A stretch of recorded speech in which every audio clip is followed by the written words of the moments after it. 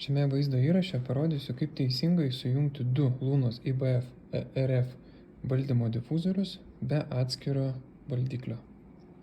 Supaprastintą pajungimo schemą rasite po difuzoriaus dangteliu čia. Pilną instrukciją PDF formatu rasite prie šito vaizdo įrašo priedo arba galite rasti mūsų puslapyje lunos.lt. Prieš pradedant konfigūravimą reikėtų nuspręsti, kuris iš dviejų difuzorių bus pagrindinis, nes tas difuzorius ir atliks valdymo funkciją. Prieš pradedant jungti abu difuzorius turime teisingai sukonfigūruoti jų valdiklius. Ant valdiklio turime parinkti funkcinę reikšmę. Funkcinės reikšmės galime rasti čia. Funkcinė reikšmė priklauso nuo rekuperatoriaus tipo.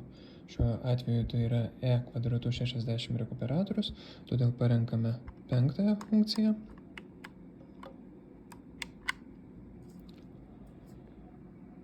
Ant pavaldžiojo difuzoriaus parenkame nulinę reikšmę ir dip grupėje antrąjį jungiklį nuo viršaus nustatome į minusą.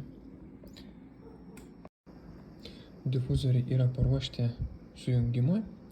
Pirmiausia, pradedame nuo pagrindinio difuzoriaus, kuris atliks valdymo funkciją. Spaudžiame mygtuką esant ant valdiklio ir laikome 5 sekundės.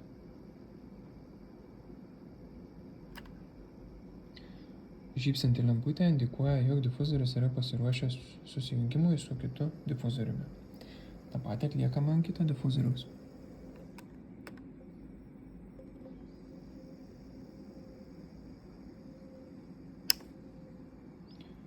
Lemputė žybčioja raudonai.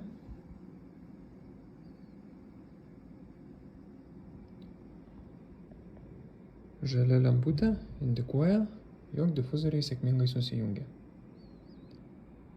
Valdymą atliekame ant pagrindinio difuzoriaus šone esančiu mygtuku.